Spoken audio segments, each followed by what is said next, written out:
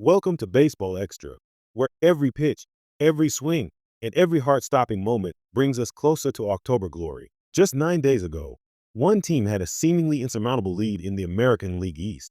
Now, it's a dead heat. The race to the playoffs has never been this thrilling, with teams battling tooth and nail for every single victory. Tonight, we're diving deep into a game that had everything: bullpen magic, clutch hitting, and the kind of high-stakes drama that defines the end of a long baseball season. Friends, fans, fellow baseball fanatics, you know the feeling. Those late-season games that just feel bigger.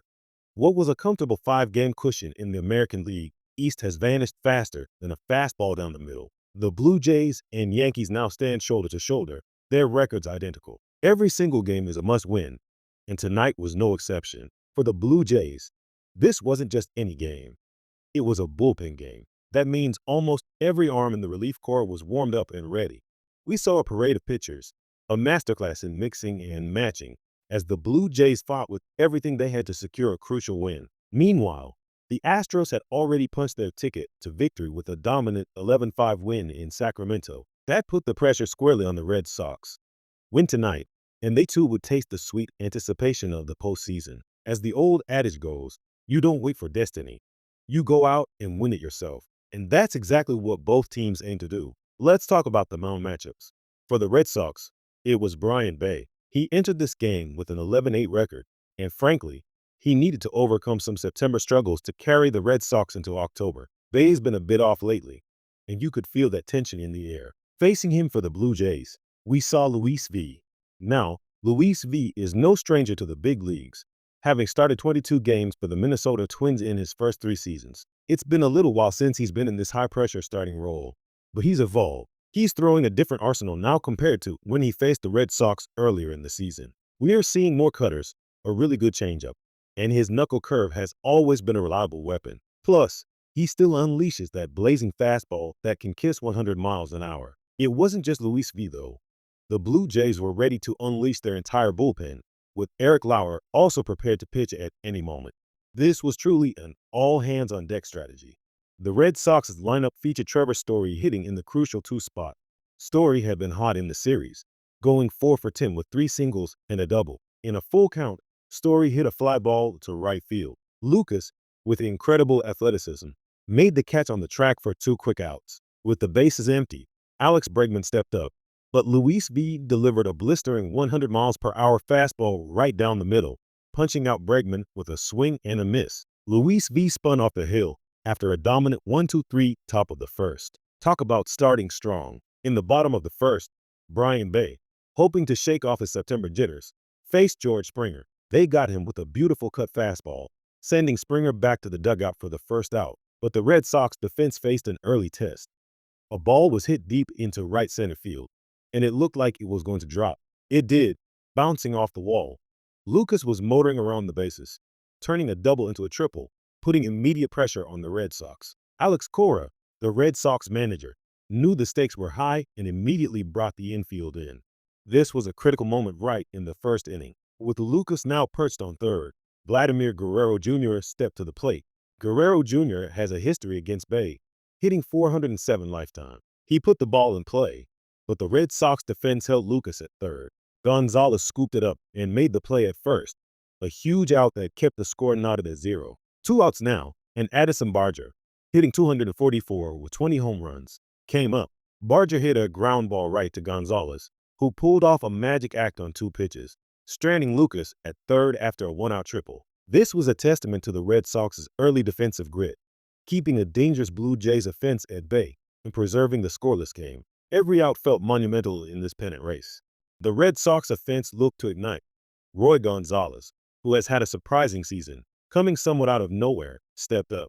However, another strikeout against Gonzalez showed the Blue Jays' pitching was locked in. We've seen them touch 100 miles per hour with that 4-seam fastball tonight, collecting a couple of strikeouts and retiring the first 5 batters they'd faced. Another swing and a miss for strike 3, and the Blue Jays pitchers had 6 up and 6 down in a scoreless game. This was the kind of pitching dominance you dream of in October, happening right here in September. Earlier, Guerrero Jr. had been a little over anxious with a man at third and 1 down in the first inning.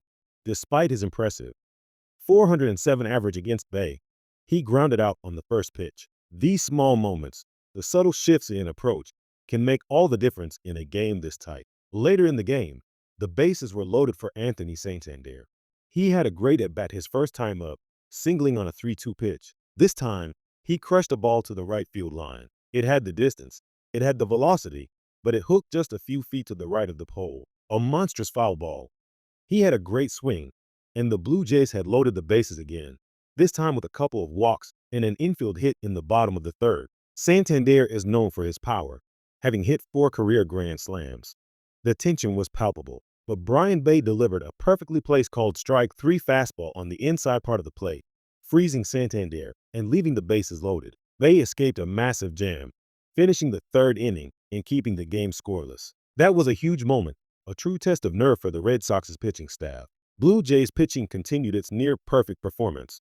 In the top of the fourth, a pitch was lined to right field, right at Lucas, who made the catch at his head. The Blue Jays had retired 12 batters in a row, 12 up, 12 down. Marcia popped up to third earlier, then took a called strike 3 fastball at the top of the zone, locked up. He clearly thought the ball was in, which tells you about the movement Blue Jays pitching was getting. Jimenez then rolled one gently to second, and Roy handled the tricky late hop with grace, picked it up, and threw out Jimenez. Another 1-2-3 inning, this time for Brian Bay, his first clean inning of the night. Then, Sean Rafaela, who had struck out in the second, hit a line drive to right. But Nathan Lucas, with an incredible diving catch, robbed Rafaela of a hit. 15 up, 15 down for Blue Jays pitching through 5 innings. This was an absolute clinic on the mound and in the field. The defense was impeccable, turning potential rallies into harmless outs. It's these unsung heroes, these defensive plays, that win you crucial MLB games.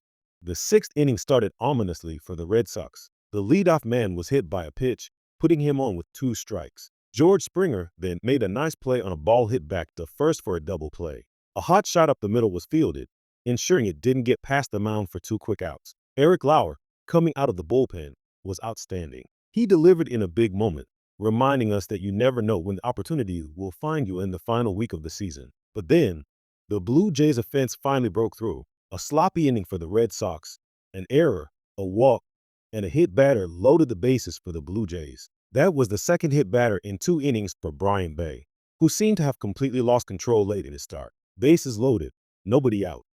Justin Wilson came out of the bullpen, facing a lefty who had hit 217 against southpaws this season. The Red Sox have been 0 for 3 with runners in scoring position tonight. Then, boom, a ball was drilled to right field, and it was gone. A momentous home run for the Blue Jays in the bottom of the 6th, his 20th home run of the season, and none bigger than that one. The Blue Jays suddenly led by 4. The stadium erupted. The offense wasn't done. Jimenez hit a chopper down the right field line, a fair ball rolling into the corner. Jimenez rounded first, then pulled up at second, deciding not to try for third. His 10th double of the year, and more offense from the Blue Jays. Then, George Springer, one of the top hitters in baseball in the second half, drilled a 1-2 pitch to right field. The right fielder was sprinting back, looking up at the wall, and George Springer put it into the right field bullpen. His 31st home run of the season. It was 6-0 Blue Jays in the 6th. 2 of the biggest swings of Toronto's season came in this explosive 6th inning off Red Sox pitching, leaving Zach Kelly wondering how a 97 miles per hour fastball on the black ended up as a 2-run homer. This was the turning point, a masterclass in timely hitting, and a testament to the power of the Blue Jays lineup in a crucial baseball matchup. Heading into the top of the 7th, the score stood at 6-0 Blue Jays. Braden Fisher Grant swung and laced one into the gap in center field, going all the way to the wall. Durant motored to second and stopped there. The Red Sox finally had a base runner, a first pitch bullet double to right center for Durant, his 40th double of the season, to start the 7th. Trevor Story was up with nobody out. He hit a line drive base hit to center, and Durant, on third, was waved home. He scored. The Red Sox were finally on the board, making it 6-1. Story collected his 96th RBI, keeping the line moving. As they say, you never know in baseball. Alex Bregman, who had struck out and lined out earlier, hit a ground ball to short.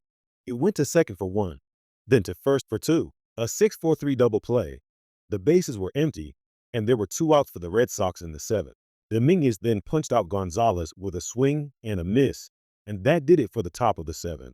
The fans were anxiously on their feet, the tension still high despite the score. The Red Sox showed some fight, but the Blue Jays held firm. In the bottom of the seventh, with 2 outs and runners on first and second, Masa Takeshi stepped up. Hoffman's pitch got past the bag. It was fair, and everyone was safe. That was a base hit, followed by a hit by pitch, a walk, and an infield hit. The bases were loaded again, with 2 outs, and Roy Gonzalez came to the plate, still looking for his first hit, having struck out twice already. Guerrero and Clement came in. Jimenez made the call and the grab on the back of the mound, and the Blue Jays secured the victory, 6-1. 1 down, 3 to go in this thrilling pennant chase. Toronto ensured it would wake up tomorrow still leading the American League East. Postseason anticipation will have to wait another day for the Boston Red Sox. What a game! What a performance from the Blue Jays bullpen! And what a statement win in the heart of the playoff race. If you enjoyed this deep dive into a classic late-season showdown, make sure to hit that like button and subscribe to Baseball Extra for more exclusive analysis, highlights, and all the latest news from around the league. We're your go-to for everything baseball.